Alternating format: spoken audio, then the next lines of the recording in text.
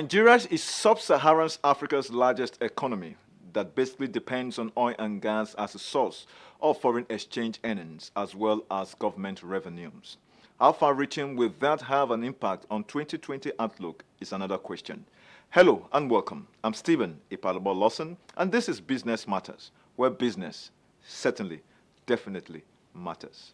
The GDP growth of the country has been impacted by three major sectors of the economy, namely agriculture, telecoms, and other services. Will this be a continuous trend in 2020? Is some of the questions that we'll begin to explore. In the meantime, let us take our business update.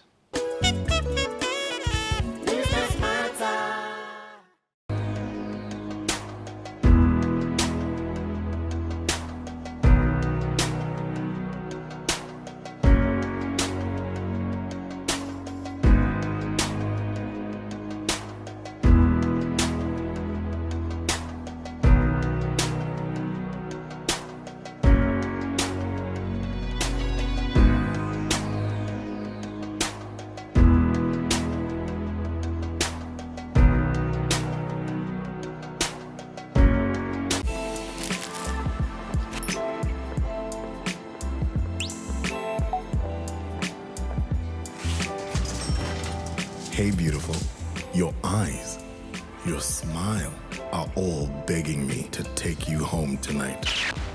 Now reading page 3. Experience unlimited superfast internet access from Entel 4G. Entel. Live more. Nigeria accounts for nearly 20% of continental trade, as well as over 75% of West African economic activity. The government itself has brought about what we know as the Economic Recovery and Growth Plan. How that is hinged on industrialization, and industrialization giving access to the different kinds of raw materials as well as skilled labor that can help us thrive. But would this also be in the area of assessing industrial cluster areas or crop processing centers? And all of these are part of the reasons that can help us see a 2020 that is going to be very, very enlightened. Let us take our professional segment.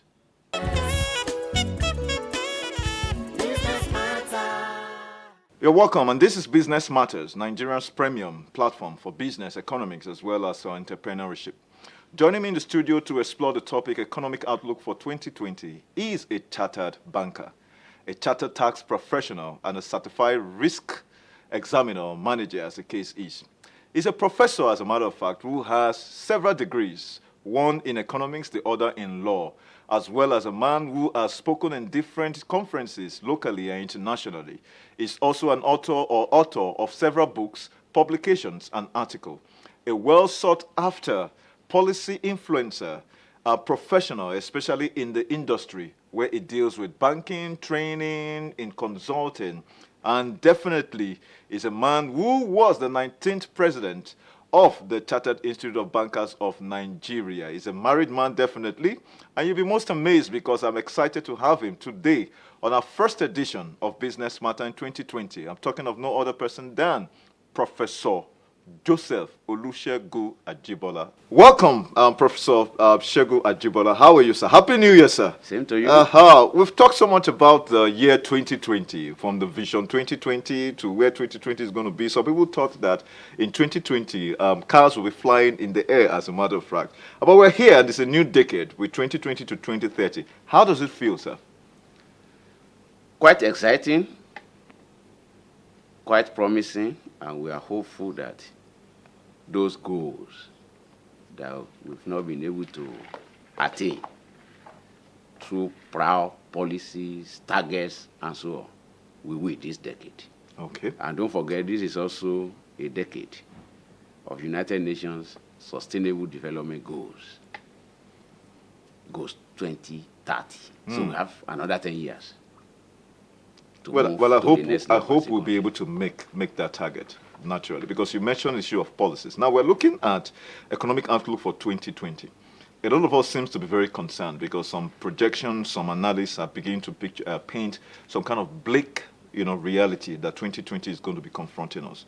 However, you are a professor of economics who certainly has done well, especially in the space of Nigeria's economic recommendations and referrals. One of the things that concerns a lot of us is the fact that we want to be able to hear things that is going to encourage us, especially small businesses, especially big businesses. With the budget for 2020 and how we look at the economy, what is your take of what we should be expecting between January to December of 2020? It's a budget that is quite loaded with underlying challenges. Don't forget, we are running a deficit budget. We have certain assumptions that we hope will not fall by the wayside. We have so much reliance still on oil and gas. We projected crude figure of 2.18 million barrels per day, price of $57 per barrel. Inflation still being projected at 10.8. And we are looking at debt service of about 2.7 trillion, above capital expenditure of 2.4 trillion. So these are some of the issues. But we are very hopeful that new vistas have been defined for agriculture, small-scale businesses, and we are trying to see, as a country, how we can open up new areas in tourism, hospitality, entertainment, arts and culture, and also repositioning banking to be able to help the economy better as the commanding height of the economy, and looking at how we can improve on accountability as a country. If we put all this together in a basket, then we will say that we have a 2020 ahead of us that is quite promising, that should be able to move the country to the next level, redefine our goals and growth trajectory, and also improve the livelihood of the average man on the street. Can you share the view with a lot of Nigerians who feel that they're very concerned that this present administration seems to have taken or gone on a borrowing spree, and what that kind of impact will be for the economy in this year and, of course, future generations? Borrowing, literally, is not bad. Even the most developed economies of the world, some of them are still debtor nations. But the question is, what do you do with the borrowing? In the past, as we all know, we've encouraged profligacy. We've borrowed to support consumption. That's true. We have not really defined our borrowing template to support growth. But that has changed somehow. Maybe in the last couple of years now, 2-3 years, we are seeing project-tied borrowing. Borrowing that can be traced to specific projects, and projects that have been policed through the using public-private partnership. So projects that can be monitored. Especially for infrastructure, Exactly. because that itself is very critical for the economy. Implementation of which we can actually define and monitor and also assess. Therefore, we can say that specific borrowing for specific projects will produce specific results that will help growth and will help improve welfare standard. If that is the nature of borrowing, it is not bad, because some of the borrowing, some of the loans that are project tied will generate revenue that will pay the loan back, service the loan and pay the loan back, and will have multiplier effects on the economy that will help other sectors of the economy. If that is the case, then we are on course, even as a borrowing nation. But anything that is different from that, anything that takes away accountability in borrowing, anything that takes away project-tied type of borrowing, will come with a very big question mark. Because by then we will not be able to say whether we are just piling up debts to constrain our ability to develop today and also mortgage the future of our economy. I would like to pause Professor Ajibola for a moment, and we'll go on a break. As soon as we return, the conversation, especially with the economic outlook for 2020, continues.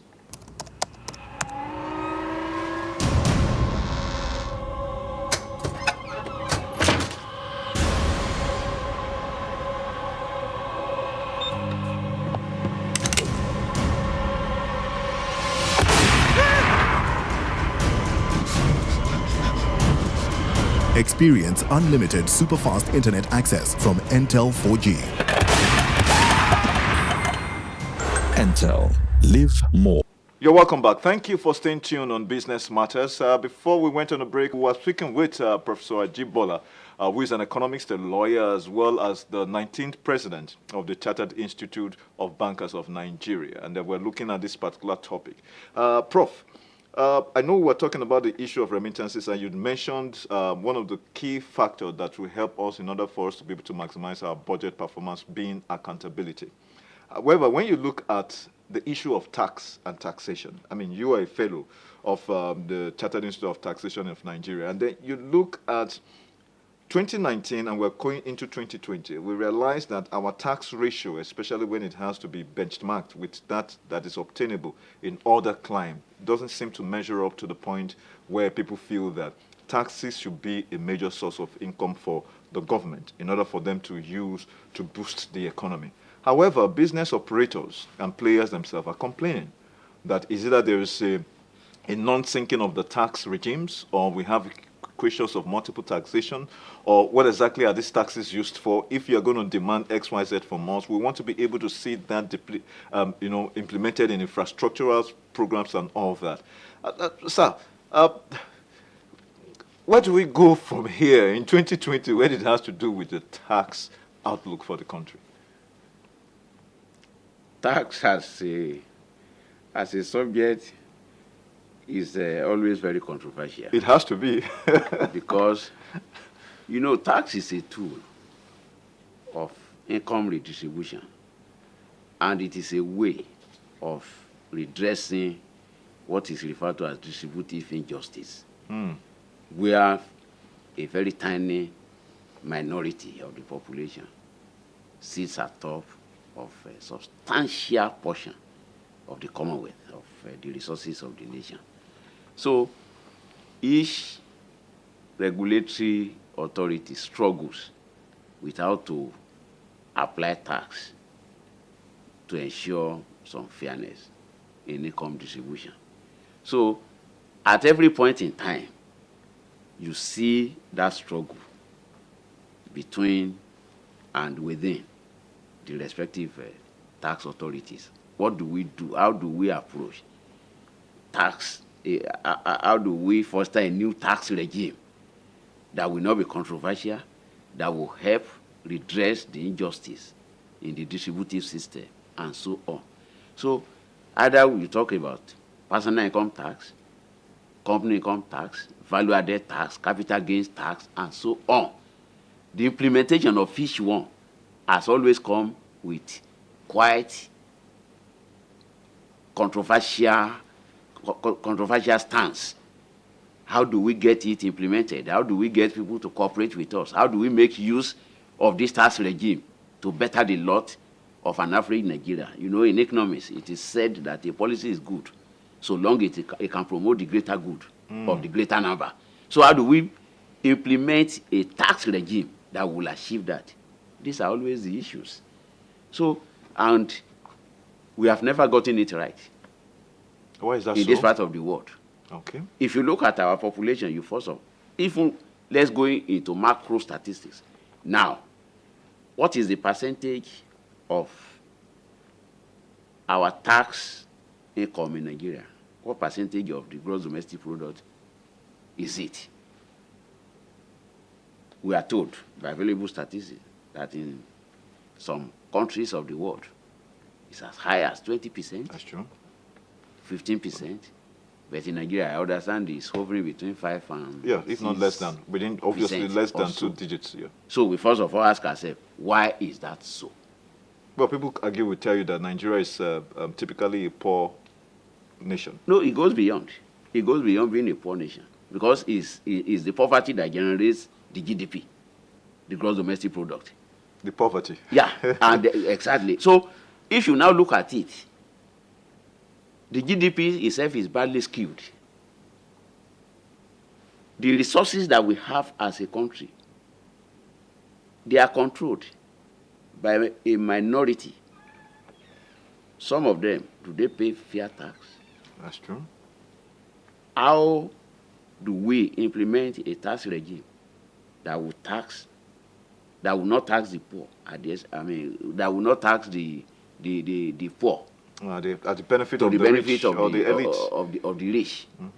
So that's the first question. So those who control the economic resources, do they pay commensurate tax? That's the first question. Second issue is, if about 60-70% of Nigerians live with less than $2 a day, what tax can they pay? If you look at the Nigerian Stock Exchange Index of the most capitalized organizations or companies, the bank seems to be in the top 5 or top 10. And people get the impression that if the banks are in the economy to ensure that they're able to make it as dynamic as possible by creating access to loans, by creating all kinds of enabling, financial instruments that can help small-scale businesses or businesses to, thrive. Do you think the banks in Nigeria understand this particular responsibility? And please, let's not say that it's because it's a business and they have depositors' money. They declare humongous profit at the end of a given year. Yeah, most times I judge the banks wrongly. Banks, they have both private and public responsibilities. It is a social responsibility. In fact, some call it corporate social responsibility for banks to even support without looking at profit. And there are rules, there are regulations, because there are regulators. But the problem is, in a recent report that I read for micro, small, medium enterprises, access to funding was listed as number 6 out of all the problems confronting. Number 6? Number 6, confronting those in that segment of Nigerian economy. Now, when we keep talking about banks providing loans, let's look at our past history. Banks provided the loans. Where are the banks today? Many of them went under because of bad loans. Those businesses they supported, even there was a time, SMEs, small to medium enterprises, equity investment scheme for banks to go and invest, not even to lend, to invest. Where are we with that policy? Because most of those funds were diverted to supporting things that those businesses should not be bothered about. How do you mean? You borrow 5 million, half of the 5 million is expended in generating power for you. It has not supported the business. It's buying this, it's buying all these others. Where will the cash flow from that business come from when the business itself is not supported by what you have borrowed? Where will the cash come to pay back the loan? That's why most of those loans end up going bad. That's why most of the banks end up becoming distressed. So it's a vicious cycle. And unless and until we learn as a country to address all the problems As with an integral approach, not in silos. It has to be consolidated approach, not in silos. Unless we do that, we keep saying, let's banks do their own, let's banks do their own.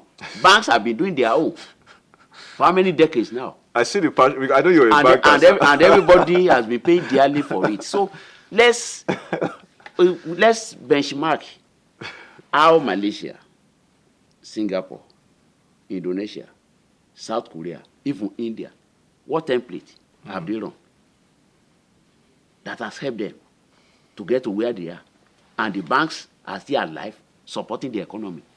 We have not gotten our template right. Prof, for the next 30 seconds, please, in one statement or one sentence, 2020 economic outlook, positive, negative, or let us sit and look? It's a big question. It will take a lot of guts and a lot of discipline and a lot of commitment for the budget to be well implemented and make net contributions to the lives of Nigerians because of all the issues that we've identified. And also, it takes prayers because we pray for peace globally.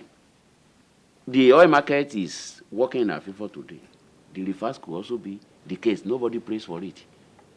So that is why the budget hinges on a number of issues that are even beyond the immediate control of this country, Nigeria. All right. Thank you so very much, Prof. It's been a delight having this conversation with you. Unfortunately, on Business Matters, we don't seem to have so much time. We hope we can have you again to come help us understand, especially when it has to do with policy and implementation, capital expenditure, the budget, the economic outlook, the landscape, and all of that. Thank you so very much, Prof. It's a great honor. Thank you. All right. As you've seen, it takes a lot of a collective effort for us to be able to ensure 2020 becomes a story of success for every one of us. Accountability is critical. We must also do what is right, as a matter of fact. While supporting the government, we also expect the government themselves too to definitely support us. I think it's going to be a win-win situation when we take this kind of approach. There's so much we can take on the interview segment of Business Matters. Please stay tuned. Business Matters continues. Business matters. Let's talk business. Business matters.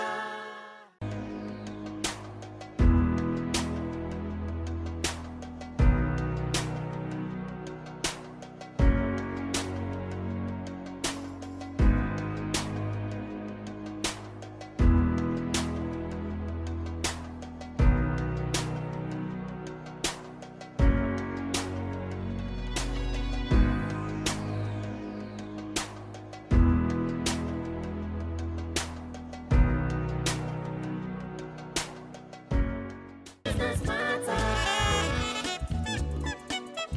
Let's talk business. Business matters.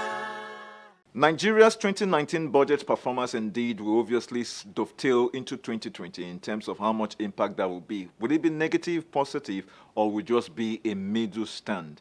All of these economic aspects and trends are things we'll begin to explore in 2020. And hopefully, all things will come out right. This is so much we can take on Business Matters this week's edition. My name is Stephen Ipalobo-Lawson. Please follow us on all our social media platforms. Until I come your way again, bye for now. Business